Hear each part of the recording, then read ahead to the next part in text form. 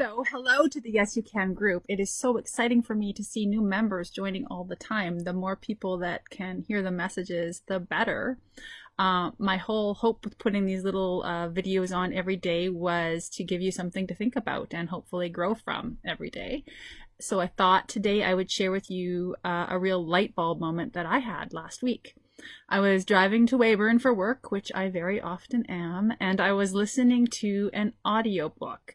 And to be honest, it just wasn't catching me, so I was going to shut it off. And then something in my gut said, hang on, you're supposed to hear something. So I pulled my hand back, and the narrator said, don't be afraid to let go of something good to go for something great. And for me, it was like a mind explosion. I just knew that's what I was doing, that I was holding on to things that were good, but that it was going to keep me from going for what was really great. And I actually pulled the vehicle over and wrote it down on my phone. And the whole rest of the trip to Weyburn, it just resonated in me and made me realize so many things about myself and about limiting beliefs that I hold. Even as you grow and learn these things, you are held back by limiting beliefs and by fears.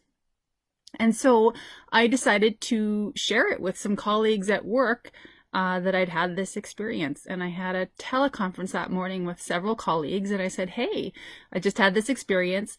And when I told them the little saying, don't be afraid to let go of something good, to go for something great, it was palpable across the phone line, the effect that it had on them as well. And there was a pause, and then everyone at once said, say it again so we can write it down. And they wrote it down, and they started saying what it meant to them. And it meant something different to every one of them.